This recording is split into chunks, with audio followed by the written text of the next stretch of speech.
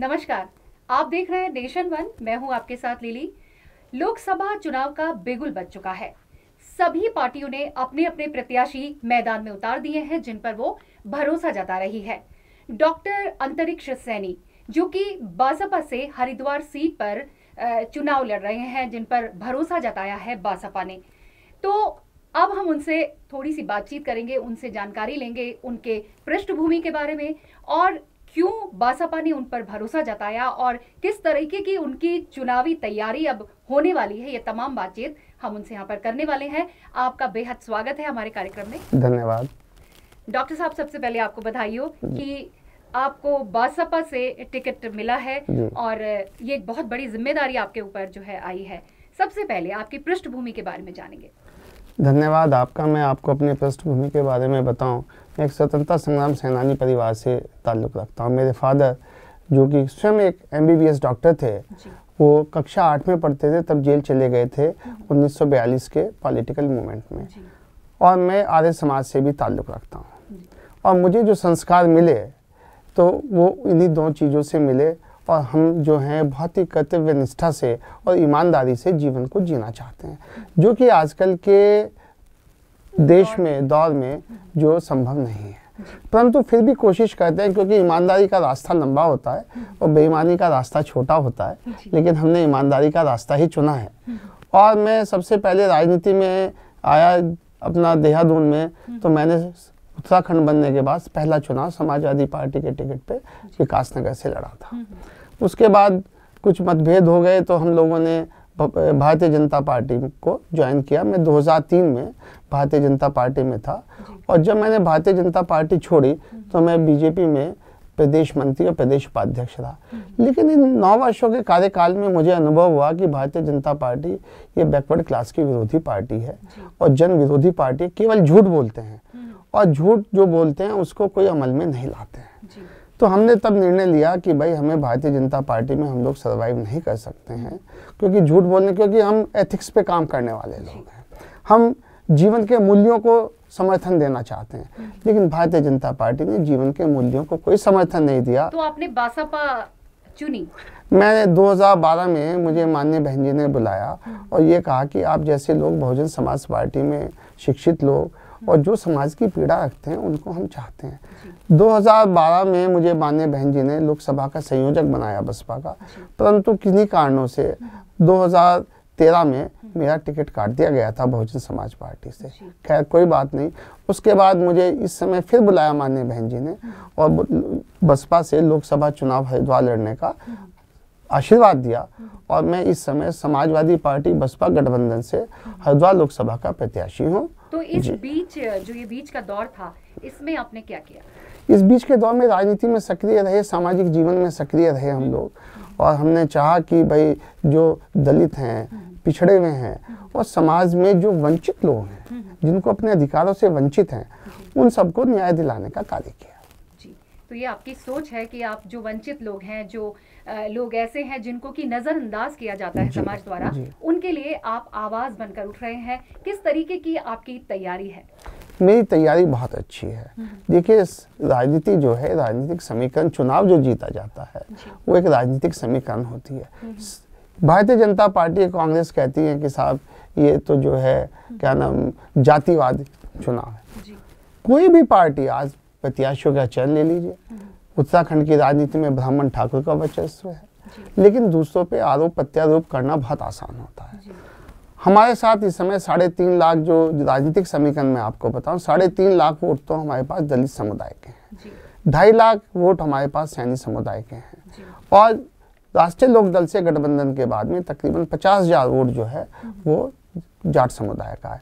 और other backward classes जो मुस्लिम समुदाय है, 4.5 लाख समुदाय है, उन सबके लोग जो हैं आज हमारा समर्थन कर रहे हैं। उन्होंने इन पूर्व के जो यहाँ प्रत्याशी रहे हैं लोकसभा के और पूर्व मुख्यमंत्री भी रहे हैं, उनको एक बार बदल लिया।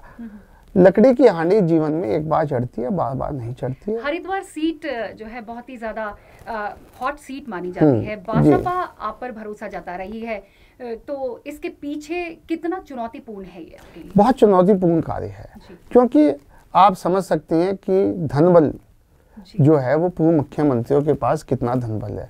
हम एक सामाजिक कार्यकर्ता हैं, किसान के बेटे हैं, हम एक बहुत डॉक्टरी का पेशा करते हैं बहुत ईमानदारी से। तो आप समझ सकते हैं कि सबसे पहला प्रश्न है कि धन बल में हम उनको कैसे नहीं, लेकिन मेरे पास जनबल है, उनके पास धन बल है, मेरे पास जनबल है, और इस जनबल के माध्यम से मैं चुनाव जीतूंगा और ये बसपा को, ये गठबंधन को इस बार हम हरिद्वार लोकसभा जिताएंगे। तो आप पूरी तरह से मतलब जोर लगा करके अपने सामाजिक कार्य के माध्यम से और अपनी सोच के माध्यम से आप लोगों के बीच जाएंगे और अपना परचम लहराने की पूरी कोशिश करेंगे। देखिए, आपको तो मालूम है कि आज की तिथि में कांग्रेस पार्टी और भारतीय जनता पार्टी में किस प्रकार से फुटबॉल चल रहा है। रोज वहाँ लड़ाई झगड़े हो रहे हैं स्टेज पे, एक दूसरे को बर्दाश्त नहीं कर रहे हैं। बहुजन समाज पार्टी और समाजवादी पार्टी और राष्ट्रीय लोकदल गठबंधन के प्रत्याशी में कोई विवाद नहीं है, और हम लोग आज देख चुके हैं कि किस प्रकार झूठ बोल के इन्होंने गुमराह किया, क्योंकि ये हरिद्वार की लोकसभा में जो समस्याएं उनसे अज्ञान है, उनको जानते ही नहीं समस्याएं क्या है। देखिए, हम डॉक्टरी का पेशा करते हैं, जब तक आप रोग नहीं जानेंगे उसका उपचार कैसे करेंगे। तो हम लोग सीट जीतेंगे और हम लोगों से जुड़े हुए हैं। आपने सामाजिक कार्यों की बात करते हैं, आपने किस तरह का सामाजिक कार्य किया है? हरिद्वार लोकसभा से जो है आपको चुनाव के लिए चुना गया है। देखिए, 1993 में मैं सामाजिक कार्य कर रहा हूँ। जब उत्तराखंड बना, उत्तराखंड बनने के साथ ही हम ओबीसी में, दलितों में और जो लोग हैं, हमने मेडिकल कैंप्स लगा करके उनकी समस्याओं का निवारण करके, आंदोलन करके, पिछड़े वर्ग के आंदोलन के लिए संघर्ष करके सामाजिक कार्य किया, और इसमें आगे भी करते रहेंगे। बसपा जो है, बसपा का ग्राफ यदि पिछले चुनावों में देखा जाए तो लगातार गिर रहा है, क्या कहेंगे? देखिए, इसमें क्या है कि ये भी एक षड्यंत्र है। बसपा का ग्राफ गिराने में और उत्तराखंड क्रांति दल को आज खत्म करने में किन नेताओं की भूमिका, किन पार्टियों की भूमिका आप समझ रहे हैं? ये भारतीय जनता पार्टी और कांग्रेस की साजिश है। पिछली बार भी एक षड्यंत्र के तहत मेरा टिकट बहुजन समाज पार्टी से कटवा दिया गया था, और इन षड्यंत्रों के तहत माननीय बहन जी को आभास हुआ कि वास्तव में षड्यंत्र था। हम बहुजन समाज पार्टी का ग्राफ दोबारा से ऊपर लाएंगे, और ये मैं आपको विश्वास दिलाता हूं कि हरिद्वार लोकसभा सीट बसपा से हम जीत करके अगले विधानसभा 2022 के चुनावों में हमारे सहमति के बिना यहाँ सरकार नहीं बनेगी। चलिए, ये जो आपका विश्वास है, मुझे लगता है ये विश्वास आपको जरूर जीत दिलाएगा और लोगों पर आपका भरोसा भी आपको आगे बढ़ाएगा। डॉक्टरी का आपका पेशा रहा है, तो किस तरह से आप दोनों चीजों को, यदि इनकी तुलना की जाए तो दोनों को समय आप कैसे दे पा रहे हैं? देखिए, मैं आपको एक बात बताना चाहता हूँ, डॉक्टरी का पेशा बड़ा ही अम्बल पेशा है, नोबल पेशा है।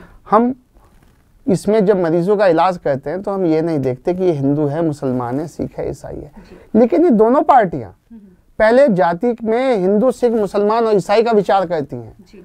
खून का रंग एक है, चाहे हिंदू हो चाहे मुसलमान हो, और सामाजिक पीड़ा को हम जानते हैं। हम किसान के बेटे हैं, हमें मालूम है किसान की क्या समस्याएं हैं, वो क्यों आत्महत्या कर रहा है। हम इन समस्याओं को जान करके सामाजिक जानकारी के आधार पर हम क्षेत्र में जा रहे हैं और लोगों को समझा रहे हैं, उनको समझ में आ रहा है और जन समर्थन मिल रहा है। जी, क्या प्राथमिकताएं रहेंगी यदि आप सांसद बन करके जाते हैं, तो क्या प्राथमिकता? देखिए, मेरी सबसे बड़ी प्राथमिकता ये है, मैं आपको एक बात बताऊं, आपको पता नहीं इतिहास के विषय में लोगों को कितनी जानकारी, जितना धर्म का साहित्य है ये सब दलित समुदाय के लोगों द्वारा लिखा गया।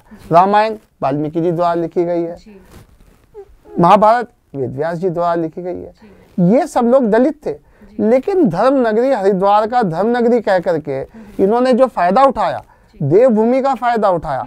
मेरी सबसे पहले प्राथमिकता ये है कि हरिद्वार लोकसभा बसपा से जीतने के बाद हम हरिद्वार में एक ऐसी यूनिवर्सिटी का स्थापना करेंगे, एक ऐसे म्यूजियम की स्थापना करेंगे कि हमारे दलित समुदाय ने धर्म के विषय में क्या किया है, संत रविदास जी ने क्या किया है, वेदव्यास जी ने क्या किया है, वाल्मीकि जी ने क्या किया है, लेकिन इसके बारे में लोगों को गुमराह किया जा रहा है। तो सबसे पहली प्राथमिकता तो मेरी ये है।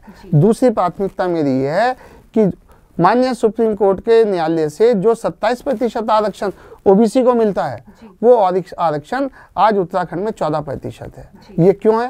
ये भाजपा कांग्रेस सरकार द्वारा किया है। जब हम संसद में जाएंगे और हम यहाँ विधानसभा में अपनी सहमति से सरकार बनाएंगे तो इस आरक्षण को 27% करेंगे। तीसरी बात, प्राइमरी स्कूल से लेकर के इंटरमीडिएट लेवल तक के जो स्कूल अध्यापक हैं उनकी गृह जनपदों में नियुक्ति कराएंगे। जो आज मैं डॉक्टर हूँ, मेरे पास रोज ऐसे लोग आते हैं जिनके परिवार के लोग कैंसर से मर रहे हैं, हार्ट अटैक से मर रहे हैं, दूसरी बीमारियों से मर रहे हैं। उनके माँ बाप में से अगर किसी की मृत्यु हो गई तो उसको देखने वाला कोई नहीं है। प्राइमरी स्कूल का शिक्षक ज़्यादा समय दे सकता है, इंटरमीडिएट का शिक्षक ज़्यादा दे सकता है कि भाई मैं अपने गृह जनपद में तैनात हूँ, मैं बच्चों को पढ़ाऊँगा भी और अपना परिवार भी देखूँ। लेकिन इस सरकार ने भ्रष्टाचार फैलाने के लिए तबादलों की एक उद्योग बना लिया है। यहाँ के लोगों को पिथौरागढ़ के लोगों को हरिद्वार, यहाँ के लोगों को अल्मोड़ा, उत्तरकाशी। मुझे बताइए क्या औचित्य है? तो मेरा दूसरा प्राथमिकता ये है। नंबर 3 बात, ये सरकार डॉक्टर्स के भी, जो कि पहाड़ में, आप समझिए कि पूरे हिंदुस्तान में उत्तराखंड में एक ऐसा स्टेट है जहाँ पर कि हम जो है डॉक्टर्स की कमी का आम आदमी उपचार की अभाव में मर जा रहा है। एम्बुलेंस है नहीं इनके पास। मैं जब भारतीय जनता पार्टी में था, हमने कहा मुख्यमंत्री जी एक एयर एम्बुलेंस का प्रावधान करिए। भ्रष्टाचार के लिए अरबों रुपए के इंस्ट्रूमेंट खरीदे गए जिनको चलाने वाला कोई नहीं है। तो मेरा सबसे पहले कहना यह है कि जो क्लिनिकल एस्टेब्लिशमेंट एक्ट है, जो अभी पूरे आज़ाद हिंदुस्तान में पहली बार प्राइवेट डॉक्टर 10-12 दिन हड़ताल पर है, लेकिन करशाही के चंगुल में ऐसे फंस गए हमारे राजनेता कि उनका कोई जवाब नहीं दे पा रहे हैं। इनको ज्ञान ही नहीं है कि क्लिनिकल एस्टेब्लिशमेंट एक्ट से क्या नुकसान होगा, क्या फ़ायदा होगा।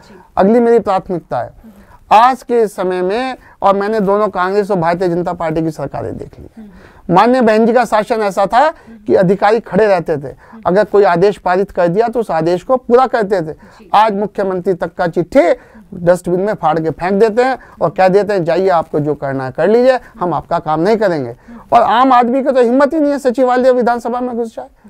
गन्ने का भुगतान है, वो कहते हैं भाई गन्ना तो पहाड़ पे होता ही नहीं, हमें क्या मालूम गन्ने की समस्या क्या है। तो पहले हम पहाड़ पे गन्ना पैदा करेंगे और तब किसानों की समस्याओं को उलझाएंगे। तो हरिद्वार के जो सांसद हैं वो अपने क्षेत्रों से क्यों नहीं लड़ते? हरीश रावत जी लड़े अल्मोड़ा से, पिथौरागढ़ से, निशंक जी लड़े श्रीनगर से, क्यों नहीं?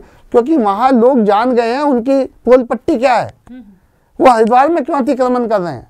और आपने सुना भी होगा कि स्थानीय प्रत्याशी के मुद्दे पर कितना आज घमासान है, संघर्ष है। हम स्थानीय व्यक्ति हैं, किसान के बेटे हैं, डॉक्टर हैं, हमें पता है कि हरिद्वार में क्या जन समस्या है और हम उनका निराकरण करेंगे। बहुत अच्छी बात है। पहाड़ पर बासपा के चढ़ने की कितनी उम्मीद लगती है आपको? देखिए, पहली सीढ़ी चढ़ी जाए तब हम दूसरी सीढ़ी चढ़ेंगे। मैं अचानक आपसे कह दूं जी मैं तो छत पे चढ़ जाऊंगा बिना सीढ़ी के, तो ये संभव नहीं है। लेकिन अभी तक यदि बात की जाए बासपा की, जितना अभी तक समय गुजरा है इन 18 सालों में, तो उत्तराखंड में जो है बासपा पहाड़ नहीं चढ़ पाई है। देखिए, आपको मालूम होगा कि जब पहले बार विधानसभा में हमारे 8-8, 9 प्रत्याशी रहे, लेकिन आप समझते उत्तराखंड क्रांति दल के भी थे। ये दोनों पार्टियां क्यों खत्म हुई?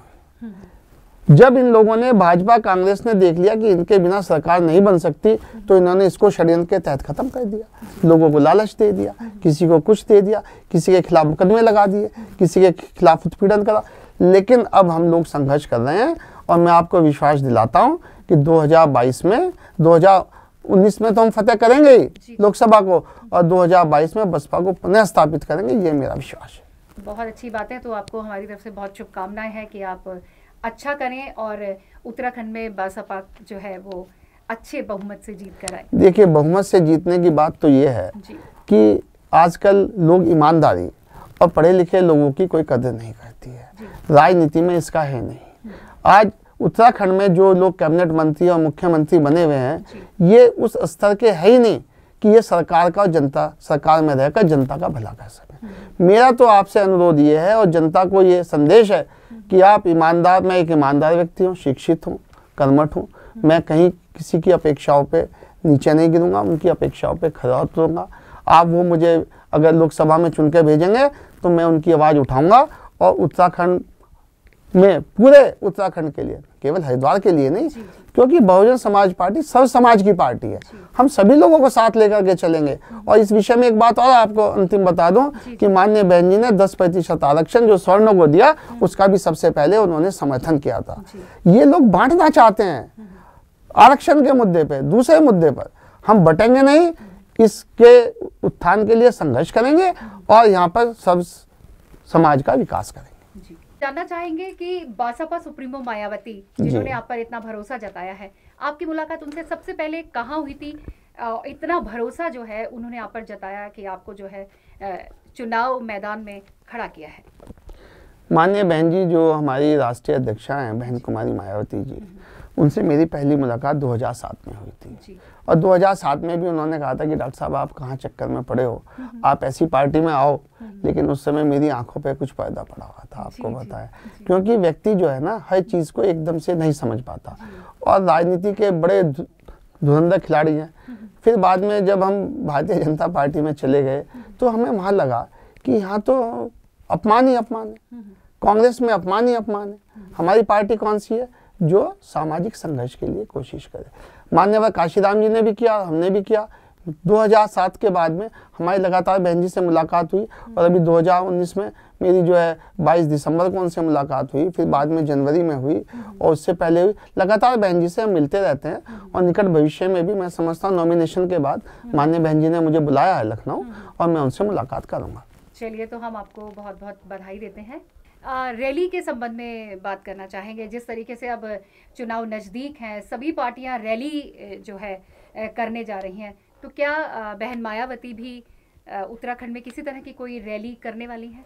मैं आपकी जानकारी के और जनता की जानकारी के लिए बता दूं कि 6 अप्रैल को माननीय बहन जी रुड़की में जनसभा का आयोजन करेंगी और उस जनसभा को देख के विपक्षियों के होश उड़ जाएंगे।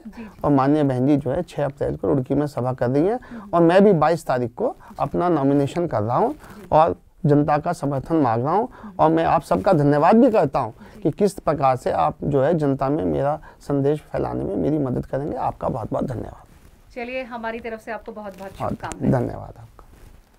तो आज के कार्यक्रम में आप की मुलाकात हमने कराई डॉक्टर अंतरिक्ष सैनी से, जो कि बसपा से उम्मीदवारी लेकर उतरे हैं मैदान में और बहन मायावती जी का उनकी तरफ पूरा रुझान है, उनको पूरा विश्वास है कि वो संसद में जाकर के अपनी आवाज़ ज़रूर बुलंद करेंगे। इसी के साथ मुझे दें इजाज़त। नमस्कार।